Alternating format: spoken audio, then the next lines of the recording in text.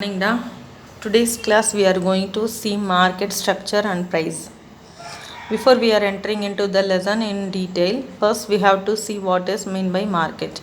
Okay, what is market consists of buyers and sellers for a commodity and they fix a price for their product. So every commodity and service has two sides. One is for demand side and another one is supply side. On a supply side, if you are as a supply for a product, if you are selling certain product in the market, so அப்போ என்னெல்லாம் பார்ப்போம் அப்படின்னா there are a number of sellers in the product and nature of the product produced and sales in the market. And similarly, if you are a buyer, if you are demanding any product in the market, so this demand file contains the information on the number of buyers entering into the market and nature of a commodity got they are purchased in the market. So in this introduction part they have to give one, every commodity has two sides, one is on a supply side and another one is demand side. So supply side contains the information about number of sellers, nature of a product produced, bought and sold in the market. And in the demand side it refers to the number of buyers in the market, nature of a product what they are buying in the market. So that is more important. So usually what is meant by market in general? So market is nothing but it is a place where both the buyers and sellers are meet at a particular place. The place is called as a market. Is it? ஒரு பையரும் செல்லரும் விற்கிறவங்களும் வாங்குறவங்களும் ஒரு பிளேஸில் meet பண்ணிக்கிறாங்க. That place is called as a market. So where the commodities are bought and sold is called as a market. So but in economics, market is nothing but exchange between the buyers and sellers of a commodity. Okay, so we are exchanging a product. Okay, so buyers are getting their product and they are giving a price, and similarly sellers they are selling their product. So exchange between the buyers and sellers of a commodity. So what is happening in the market? So in economics, so markets refers to exchange between the buyers and sellers of a commodity, and either in direct contact or through the indirect methods they are starting a purchasing. Nowadays mostly we are not going to a particular place to buy a product. We are getting to the telephones, online shopping, and இதில் எல்லாமே நம்ம நிறைய purchase பண்ண ஆரம்பிச்சிட்டோம். So either directly or indirectly in the products are exchanged, that is called as a market in economics. So next one is we are going to see characteristics of a market. So the market contains four important characteristics. The first one is buyers and sellers of a commodity or service. Where is a commodity or a service? So these are the two important persons we have in the market. So namely buyers and sellers. I hope do you know what is meant by buyers? Buyers, those who are going to buy their product, and sellers, they are selling their product. Okay, if I producing vegetables in my home and I'm going to sell those vegetables, so I am a seller. And if you are coming to the market to get those vegetables and you are a buyers. So buyers and sellers for a commodity, whether we will give it in a free? No. So we are giving in at a price. So at agreeable price, both the buyers and sellers are agreeable price. Okay, இப்போ வந்து உங்கள் அம்மா வீட்டு பக்கத்தில் காய்கறி வாங்க போகிறாங்க அப்படின்னு சொன்னால் அவங்க 20 ரூபா சொல்கிறாங்கன்னு வச்சுக்கோ, இல்லை 25 ரூபா சொல்கிறாங்க அப்படின்னா கொடுத்த விலையை அப்படி வாங்க மாட்டாங்க. சரியா? ஸோ என்ன செய்வாங்க, கொஞ்சமாவது அந்த விலையை குறைச்சி வாங்கணும் அப்படின்னு நினச்சி வாங்குவாங்க. சரியா? ஸோ அது கட்டுப்படியாகாது, இது கட்டுப்படியாகுன்னு சொல்லி ரெண்டு பேரும் சேர்ந்து ஒரு கன்க்ளூஷனுக்கு வருவாங்க. ஸோ இப்போ 18 ருபீஸ்க்கு விற்கிறாங்கன்னு வச்சுக்கோ. ஸோ 18 rupees அந்த ப்ரைஸில் both the buyers and sellers are agreed to say and bought the products. So the next one is price agreeable. And a commodity to be bought and sold. So அந்த பிளேஸில் என்ன நடக்க போகுது அப்படின்னா commodity is bought and sold. And next one is direct or indirect exchange. So that is what I mentioned here. Direct or பார்த்து பொருளை பார்த்து seller கிட்ட நம்ம பைசை கிட்ட வாங்குறது இருக்கும். And indirect through the telephones, onlines, emails, so இதில் வந்து பர்ச்சேஸ் பண்ணிக்கிறது இருக்குது. So this is what the characteristics of a market. So in this lesson we are seen only the in this part we see only the meaning of a market. And next part buyers and sellers of a commodity to be bought price agreeable, direct or indirect. The next topic is classification of market. Actually there are 4 important classifications in the market. One is market is classified on the basis of area, time, quantity and competition. Okay, so these are the 4 important classifications. What are they? Is classifications on the basis of area, time, quantity and competition. First we will see area. Area அப்படினு பார்க்கும்போது we have only 4 important aspects. One is local market, provincial market, national market and international market. First one, local market. Local market arise when product and services are sold and bought in the place of their production. எந்த பிளேஸில் இந்த பொருளை நம்ம produce பண்ணுறோமோ அந்த பிளேஸ்லேயே sales பண்ணுறது. சரியா? So அந்த இடத்த விட்டு இப்போ ஒரு கிராமம்னு எடுத்துக்கணும்னா அந்த கிராமத்துலேயே வந்து வெஜிடபிள்ஸ் ஃப்ரூட்ஸ் எல்லாம் என்ன விளையுதோ அது அந்த மார்க்கெட்டில். So time, quantity and the competition. First we will see area. So area அப்படின்னு பார்க்கும்போதே we have only 4 important aspects. One is local market, provincial market, national market and international market. First one, local market. Local market arise when products and services are sold and bought in the place of their production. எந்த பிளேஸில் அந்த பொருளை நம்ம produce பண்ணுறோமோ so அந்த பிளேஸ்லேயே sales பண்ணுறது. So அந்த இடத்த விட்டு இப்போ ஒரு கிராமம்னு எடுத்துக்கிட்டோம் அப்படின்னா அந்த கிராமத்துலேயே வந்துட்டு வெஜிடபிள்ஸு ஃப்ரூட்ஸ் எல்லாம் என்ன விளையுதோ அதை அந்த மார்க்கெட் அந்தந்த கிராமத்துலேயே சேல்ஸ் பண்ணுறது. ஸோ அந்த இடத்த விட்டு வேறு எந்த வெளி இடத்துக்கெலாம் நம்ம போகிறது கிடையாது. ஸோ யூஸ்வலாக சந்தைன்னு கேள்விப்பட்டிருப்பீங்க. ஸோ இதுதான் லோக்கல் மார்க்கெட். ஸோ அந்த இடத்துல என்ன விளையுதோ அதை ஒரு பிளேஸில் கொண்டு வந்து எல்லோரும் சேல்ஸ் பண்ணுவாங்க. இது local market. Next one, provincial market. Provincial market better example you can take a news paper. இப்போ வந்து நீ சென்னையில் இருக்கோம் அப்படின்னா அப்போது சென்னையில் நியூஸ் பேப்பர் பார்க்கும்போது உனக்கு எப்படி இருக்கும், அந்த எடிஷனில் அந்த சரௌண்டிங்ஸில் என்ன இருக்கோ அது ரொம்ப அதிகமாக இருக்கும்.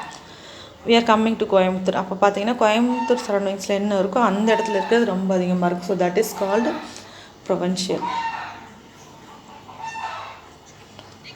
Next one is a national market. Throughout the country. Okay, where the goods are bought and sold throughout the country. கண்ட்ரியில் ஃபுல்லாகவே அது வந்து பர்ச்சேஸ் பண்ணுறதும் சேல்ஸ் பண்ணுறது இருக்கும். Example, cement, electrical goods, coffee, then candle, books, magazines, இதெல்லாம் எல்லா இடத்துலையும் ஒரே மாதிரி இருக்கும். மேகசின்ஸ் எடுத்துக்கிட்டேன்னா இப்போ இந்தியா டுடே அது போல் மேகசின்ஸ் எல்லாம் எடுத்தால் சென்னையில் வாங்கினாலும் அதே நியூஸ் தான் உனக்கு கிடைக்கும், கோவையில் வாங்கினாலும் அதே நியூஸ் தான் கிடைக்கும். So national market. And next one, international market. So at the world level. So petrol, gold, இது எல்லாமே வந்துட்டு இது வந்து இன்டர்நேஷ்னல் மார்க்கெட். ஸோ ஏரியாவில் என்னெல்லாம் ஞாபகம் வச்சுக்கிறவா, லோக்கல் மார்க்கெட்னா சந்தை, provincial market, national market and international market. And second classification on the basis of time. So this classifications has been given by the Professor Alfred Marshall. So here time refers to the nature of the factors of just is the factors.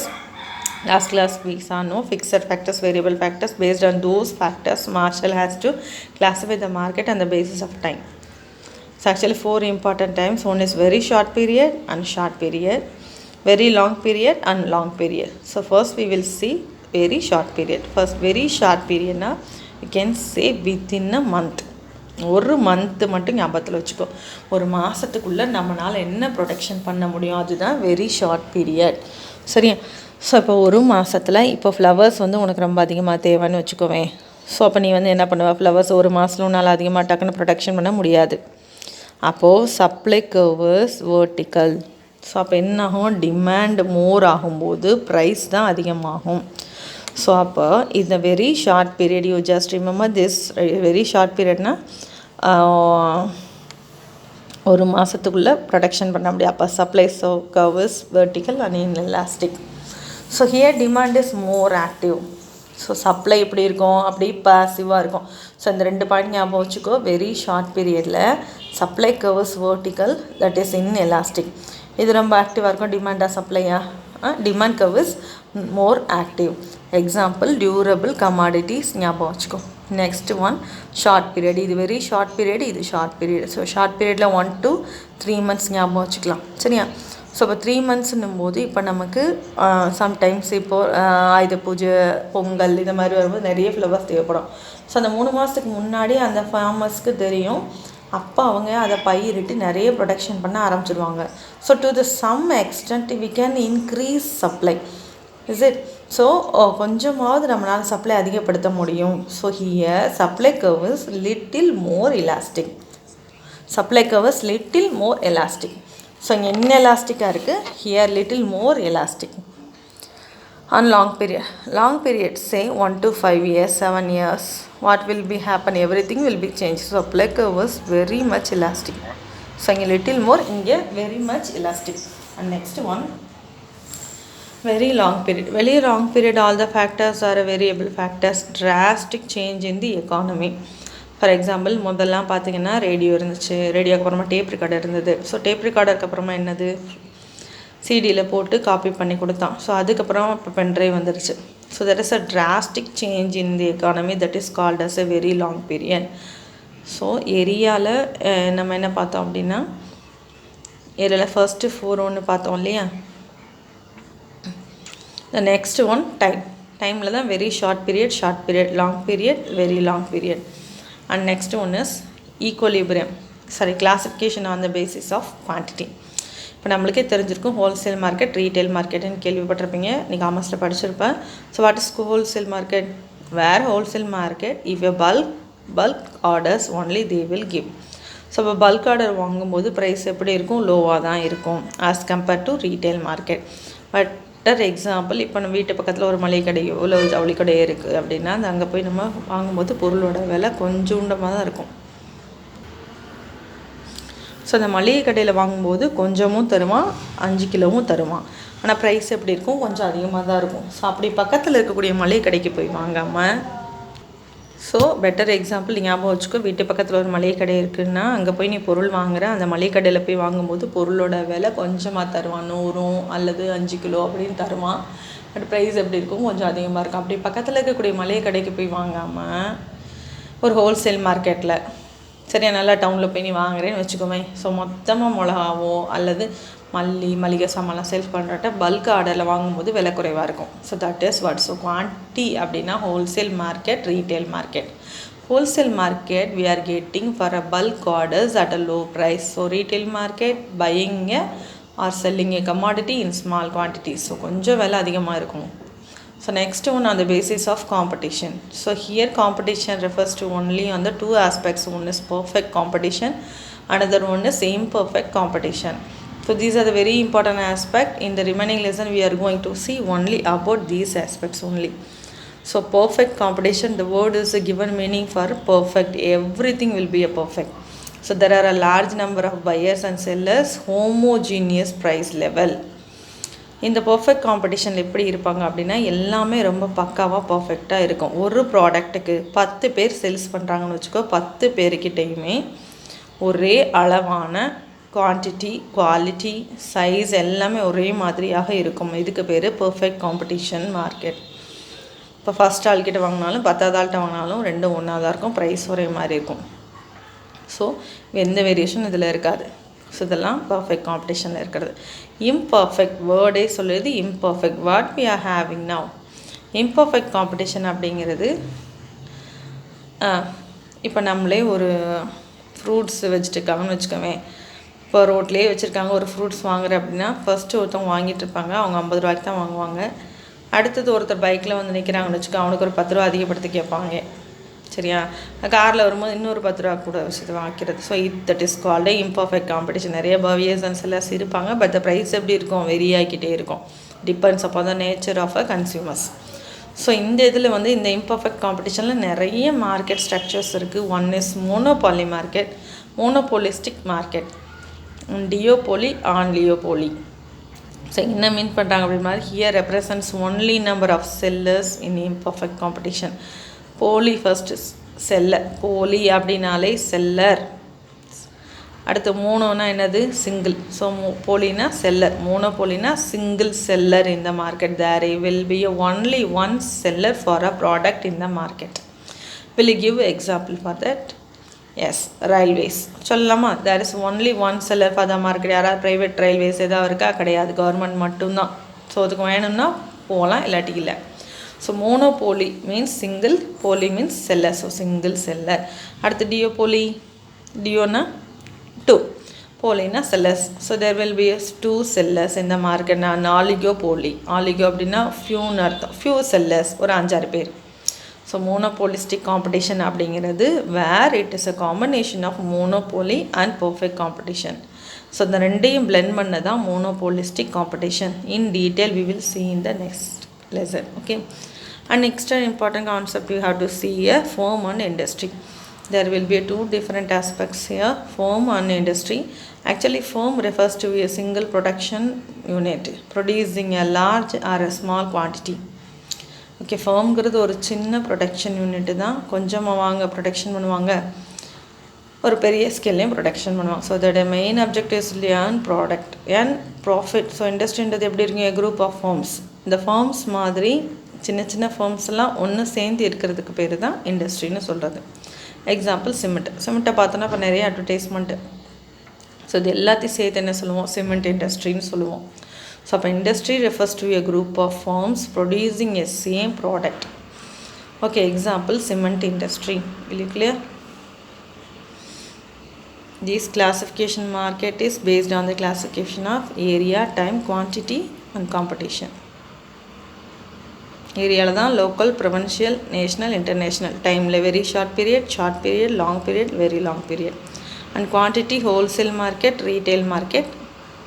And next one competition, perfect competition, imperfect competition. Next topic வந்து பார்த்திங்கன்னா equilibrium conditions for a firm. இப்போ ஃபர்மோட equilibrium condition எப்படி இருக்குன்னா, there are only two important conditions in while obtaining equilibrium. One is MC is equal to MR and MC curve cut MR from below. So இந்த ரெண்டு தான் ரொம்ப ரொம்ப important. So இதுக்கு முதல்லாம் வந்து அவங்க என்ன கொடுத்துருக்காங்க அப்படின்னா, ஒரு ஃபர்மோட இது maximum profit. So while obtaining equilibrium position, two approaches, and one is a total curve and another one is a marginal curve. What is the two important approaches for equilibrium of a form? Total curve and marginal curve. Okay, this is the diagram they have to given for a total curve. First we will see total curve. So the total curve அப்படின்னு சொல்லும் போதே எப்போ நம்ம வந்து ஒரு maximum profit நம்ம சொல்லுவோம், total revenue minus total cost. Okay, what is the revenue we receive minus what is expense we spend for producing the product. So that difference is called as a profit. இப்போ revenue ஜாஸ்தியாக இருந்தது அப்படின்னா profit இல்லை, cost ஜாஸ்தியாக இருந்துச்சுன்னா லாஸ்ன்னு சொல்லுவோம். இப்போ economics என்ன சொல்கிறாங்கன்னா, where the gap between the total revenue and total cost is maximum, at that point is called as a equilibrium point. Already you know the nature of curve. So total revenue curve is like this and total cost could not start from origin, கொஞ்சம் மேலேருந்து start ஆகும், இப்படி போகும் total cost. So இந்த difference இருக்குது பாரு, PQ, இந்த difference. So இந்த இது இருக்குல்ல, ஸோ இந்த டிஃப்ரென்ஸ் வந்து ஈக்குவலிபிரியம் கண்டிஷன் ப்ராஃபிட் லெவல்னு சொல்லுவோம். இதில் எப்போ ரொம்ப ப்ராஃபிட் அதிகமாக இருக்கும் அப்படின்னா, ப்ளூ லைன் பாரு இப்படியே போகுது. ஸோ அப்போ இங்கே இருக்கிற ப்ரைஸ் லெவல் வந்து இப்படி இன்க்ரீஸ் ஆகிக்கிட்டே போகுது. இது வரைக்கும் இன்க்ரீஸ் ஆகுது, அவுட்புட் 5 வரைக்கும் இன்க்ரீஸ் ஆகுது. ஸோ அதுக்கப்புறம் கொஞ்சம் கொஞ்சம் ஸ்லோ டவுன் ஆகி குறைய ஆரம்பிச்சது. அப்போது a producer can get maximum profit at the point of equilibrium E. அப்போ அங்கேருந்து ஒரு ஸ்ட்ரெயிட் லைன் போடும்போது டோட்டல் காஸ்ட் கர்வில் Nல டச் ஆகுது. So this point is maximum profit level for a producer. So this is a total curve and next one is marginal curve. Marginal curve you know already the nature of a marginal curve இல்லையா, U-shaped curve, இதெல்லாம் உனக்கு ஏற்கனவே தெரியும். So அடுத்தது marginal cost curve is equal to MR. MC is less than MR அப்படின்னா என்ன அர்த்தம்? Revenue is more. அப்போ ரெவன்யூ அதிகமாக இருந்தது அப்படின்னா profit. In case if revenue cost is more than the if cost is more than the revenue அப்படின்னா லாஸ்ன்னு அர்த்தம். ஸோ மேக்ஸிமம் ப்ராஃபிட் எங்கே அவங்க அப்டைன் பண்ணுவாங்க? வேறு MC is equal to MR. And next point is MC cut MR from below. So இந்த equilibrium போடும்போது நம்மளுக்கு உனக்கு அந்த டயக்ராம் பர்ஃபெக்ட் காம்படிஷனில் இம்பர்ஃபெக்டில் பார்க்கும்போது தெரியும், MC curve must cut MR curve from below. Okay, இது வந்து பர்ஃபெக்ட் காம்படிஷனில் ஹாரிசான்டலாக இருக்கும், இம்பர்ஃபெக்டில் டிக்ரீஸிங்காக இருக்கும், டவுன்வர்ட் ஸ்லோப்பிங்காக இருக்கும். இல்லைனா மார்ஜினல் காஸ்ட் கர்வ் யூ ஷேப்டாக தான் இருக்கும். அண்ட் யூ ஷேப்டு வந்து எம்ஆர் கர்வை கட் பண்ணும்போது ஃப்ரம் பிலோவை தான் கட் பண்ணணும்னு சொல்கிறாங்க. So just remember there are 2 approaches for equilibrium condition. One is total curve and marginal curve. 2 condition என்ன அப்படின்னா MC is equal to MR and MC curve cut MR curve from below. சரி, this is 2 important point. மிச்செல்லாம் மறந்துட்டாலும் இது ரெண்டையும் ஞாபகம் வச்சுக்கோ. எப்போ ஈக்குவலிபிரியமாக இருக்கும் ஒரு ஃபார்முலா அப்படின்னா MC is equal to MR and MC cut MR from below. Okay, தேங்க்யூடா.